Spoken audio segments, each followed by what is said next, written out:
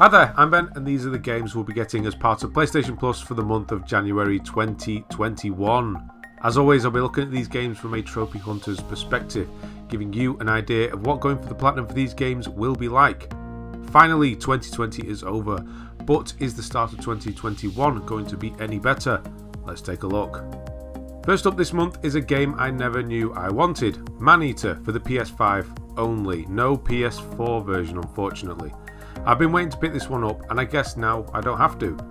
Maneater just looks like a good time, and looking at the platinum difficulty and time, that seems to be exactly what it is. It's a shark PG for God's sake, what else do you want from life? Seriously though, Maneater is an RPG where you play as a shark and tear different animals and people apart to progress. Because of that fact, many of the trophies are ones that you might expect to find in a normal RPG. Most of them are either story related, upgrade related, objective related or collectible related. In fact, that covers basically all of them. Essentially, you're going to be going for 100% completion in each region, including becoming the apex predator in each region, so that means boss fights.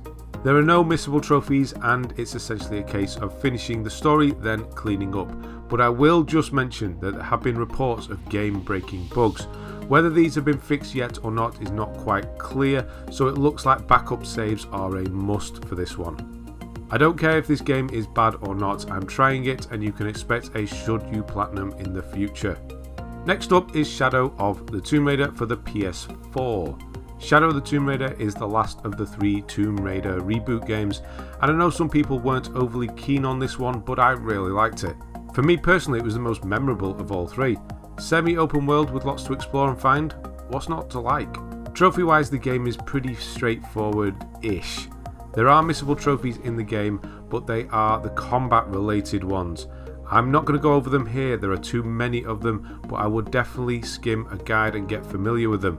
Most of them can only be done in very specific places, and enemies do not respawn, so if you miss your opportunity, that's it. There are difficulty related trophies as well, and I would probably recommend 2 playthroughs as you can get the hardest difficulty trophy done on New Game Plus, meaning you will have all your upgrades and equipment, making it much easier. Apart from that, most of the rest of the trophies, as you might expect, are completion based. You do in fact need 100% completion for a trophy. This is actually only the second time I've been able to say this since starting these videos, but I have a playlist of videos covering this game. Mainly all the challenges and tombs in the game, plus some of the more difficult combat related ones. I'll link it in the description below if you're interested. Finally this month we have Greedfall. If you don't like your platinums nice and straightforward, look no further. This isn't necessarily down to difficulty, however, this is down to the sheer amount of missable trophies in Greedfall.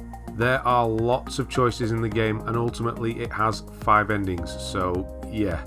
If you want to get this done in just over 1 playthrough, it is possible, but you will have to do some save manipulation for it. It's definitely worth looking up a guide for this one so you do not go wrong. As far as it goes with it just being a decent game, I'm not sure. I feel like it kind of fell flat when it was released and only got mediocre reviews at best.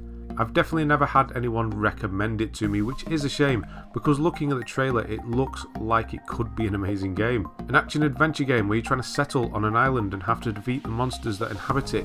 It seems like a great idea. To be honest, it seems like a prime candidate for another Should You Platinum. And that's it for this month. I'm not going to lie, I'd say it's been a pretty damn good start to the year. Definitely 2 games that need to be played and one that looks interesting at the very least. What do you think? Let me know.